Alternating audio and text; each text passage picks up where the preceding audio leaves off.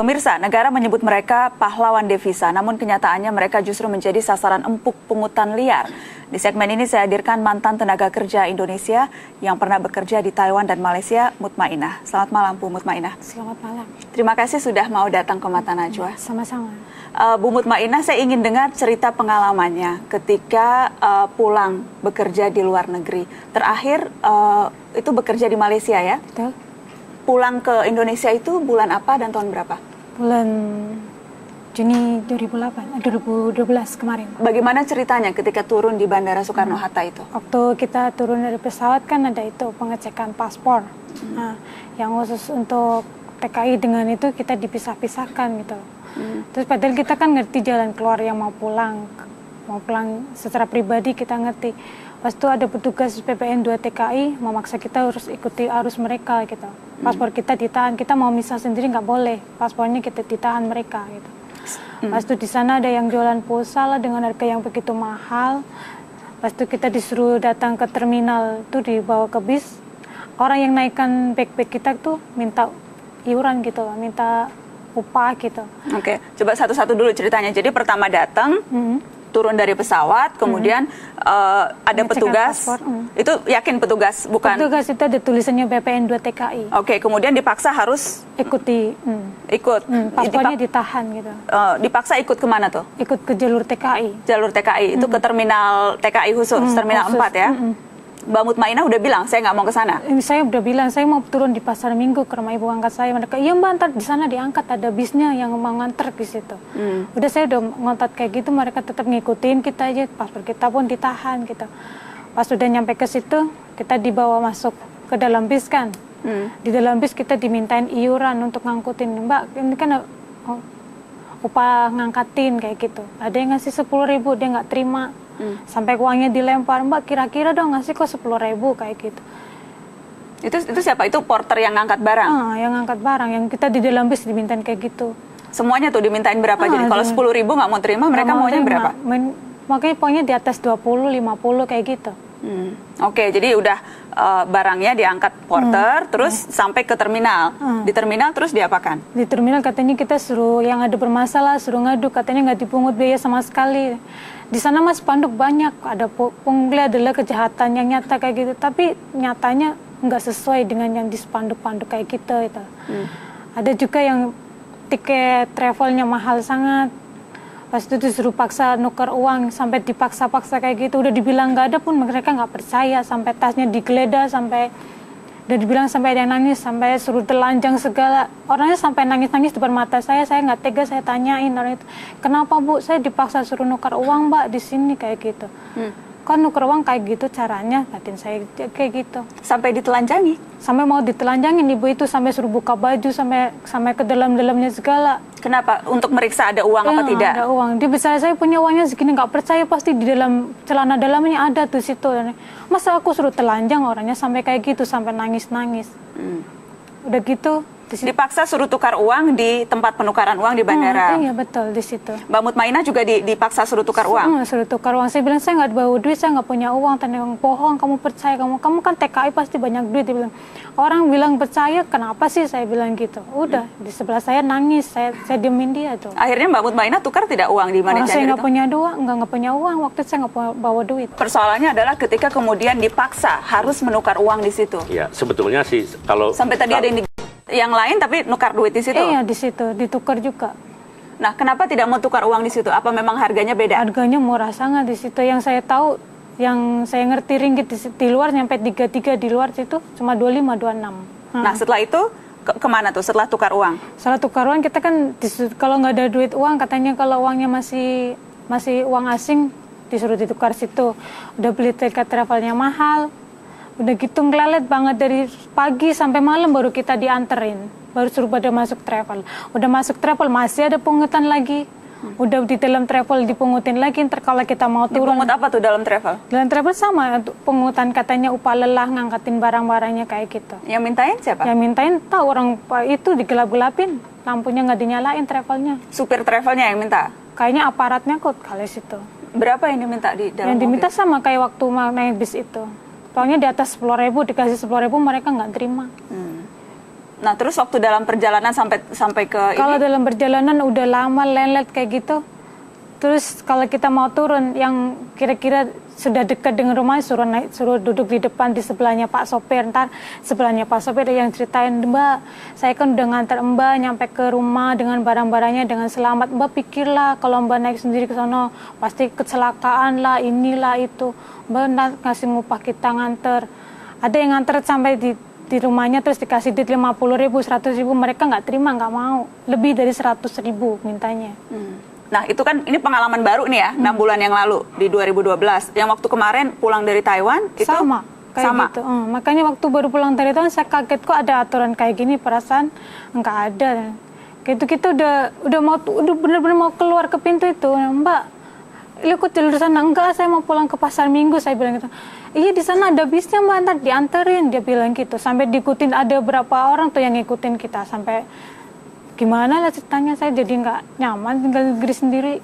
Pada saat berangkat mau jadi TKI itu juga ada pernah mengalami kejadian pungutan-pungutan nggak? Benar, waktu kita ke Batam, kita lewatnya Batam. Di Batam kita disuruh bayar.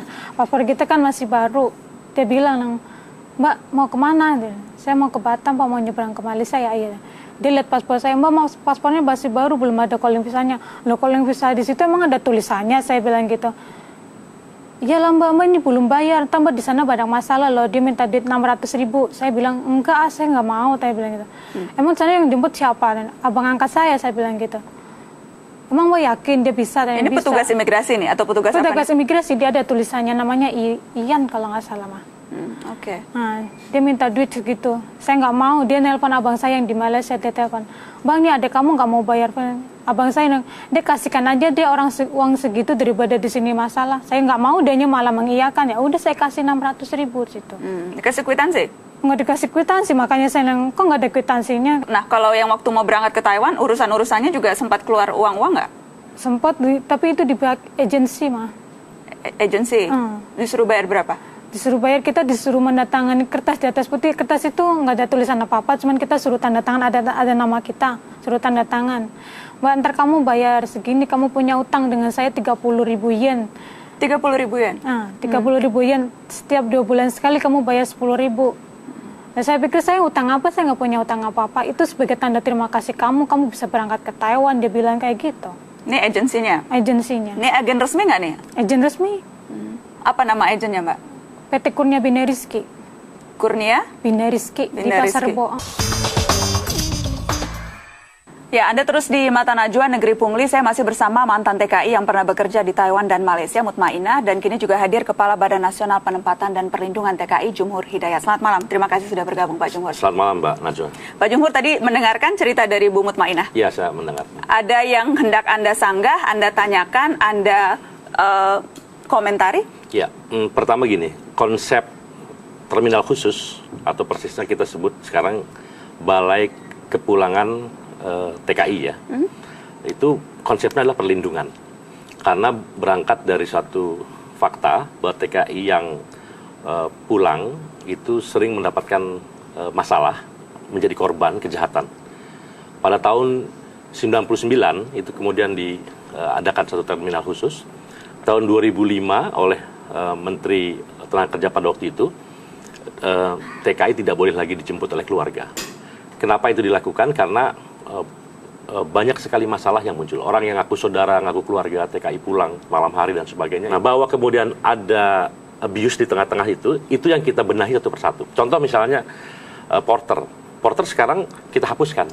Sejak kapan ini dihapus? Saya mau mungkin beberapa bulan yang lalu ya, sekitar. Tapi berarti Juni itu masih ada Juni. Nah, jadi saya mengerti karena itulah pemerintah kemudian ya sudahlah. Tidak usah. Kita coba, kita mandirikan. Jadi yang memang bisa pulang sendiri, silahkan pulang sendiri. Ya. Tapi sosialisasi soal itu apakah sudah merata? Apakah memang sekarang semuanya sudah, minimal petugasnya sudah tahu bahwa tidak harus dipaksa lewat terminal khusus begini, TKI? Mbak, begini.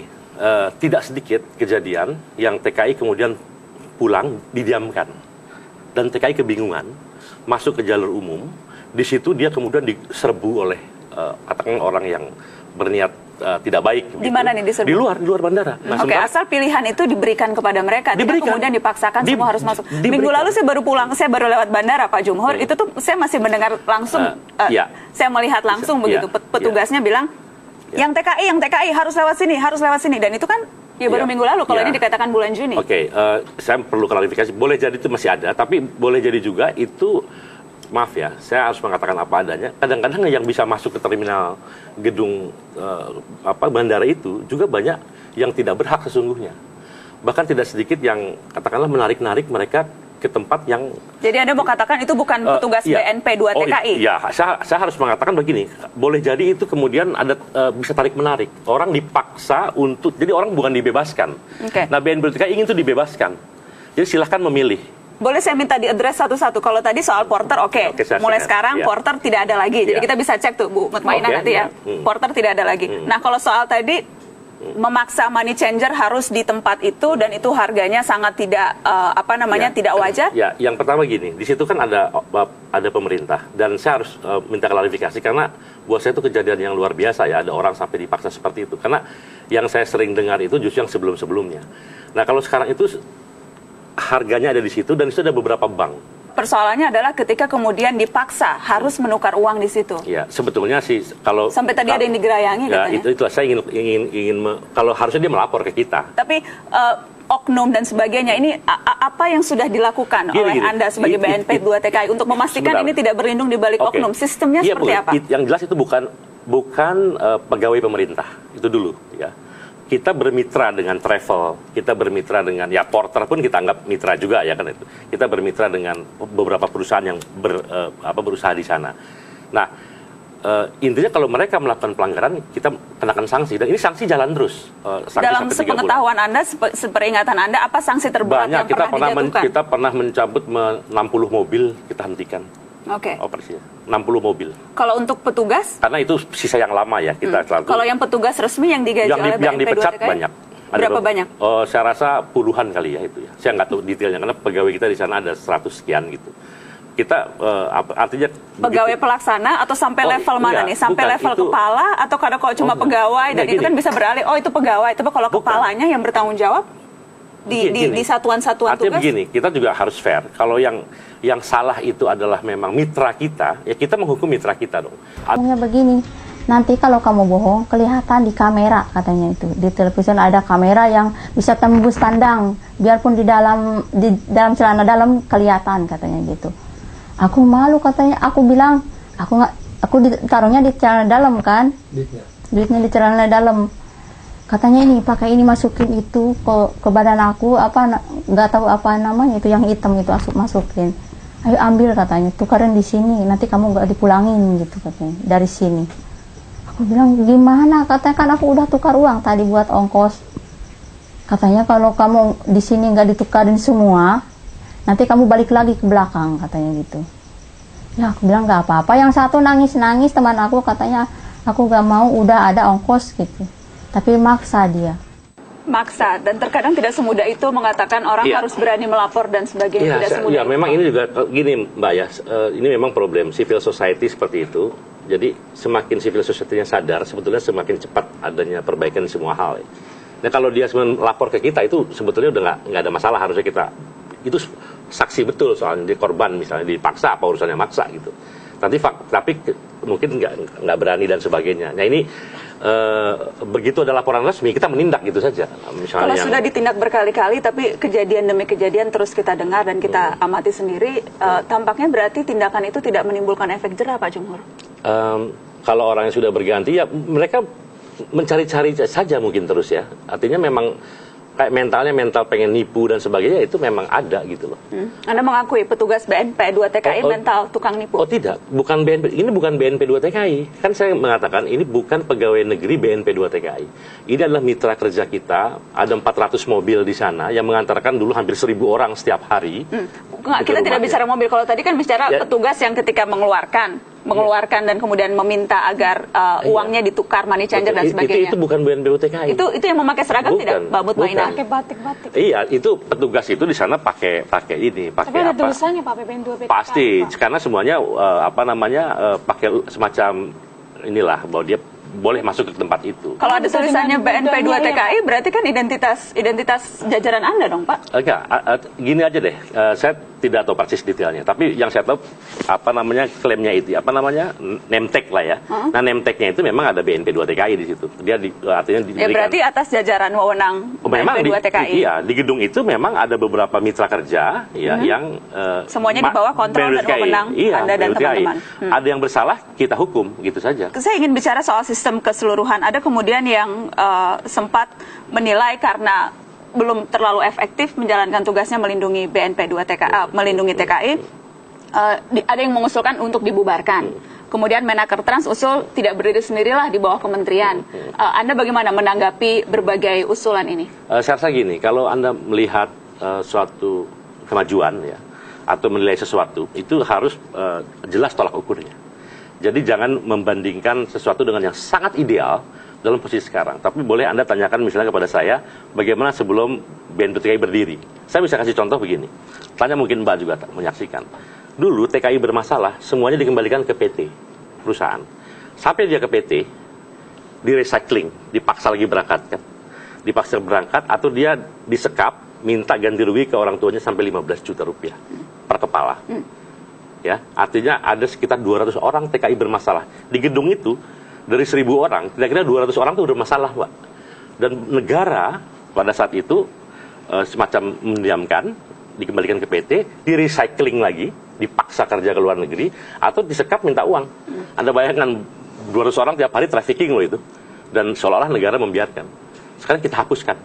TKI bermasalah yang sampai 200 orang per hari pada waktu itu, wajib dikembalikan ke orang tuanya sampai rumahnya selamat atas biaya negara. Bahwa masih ada pungli, iya saya mengakui. Dan begitu itu dilaporkan saya hajar. Kita ini gitu. Nah, bahwa ada yang menilai punglinya bukan hanya masih ada pungli, tapi pungli yang sistematis, pungli yang terorganisir, pungli yang tampaknya memang akan sangat sulit dihapuskan kecuali sistem. Gimana kalau saya juga nggak tahu ya. Kalau ada porter mengambil uang 10.000, 5.000, 10.000, 20.000, saya menyatakan itu sistematisir. Gimana apa uangnya sampai ke saya?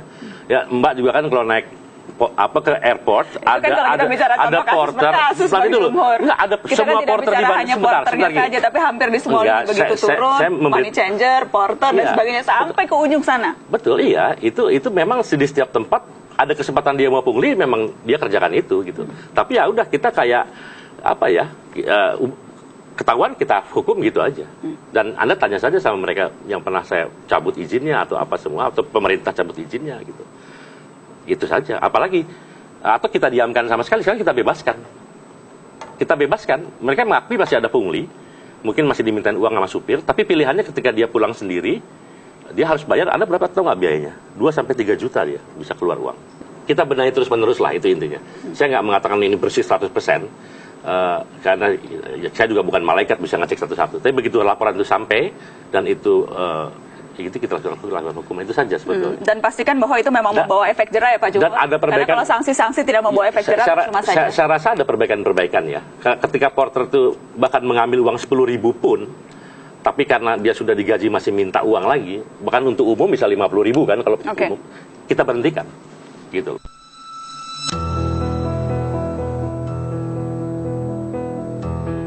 Di Indonesia sudah menjadi biasa melihat warga terlunta-lunta. Layanan publik dibisniskan, urusan warga jadi dagangan. Orang miskin jadi korban, lantaran dianggap hanya diam. Pelayanan jadi sapi perah, kewajiban terlacur menjadi hadiah. Kesadaran publik lama absen saat warga dimaknai sebagai konsumen. Birokrasi menjadi pemangsa seiring lenyapnya daulat warga. Pejabat publik tutup mata, uang haram tak lagi berdosa. Sekeras itu hukum dibuat, sepandai itu pula praktek muslihat. Hukum yang ditegakkan dengan retorika hanya jadi bahan tertawa belaka.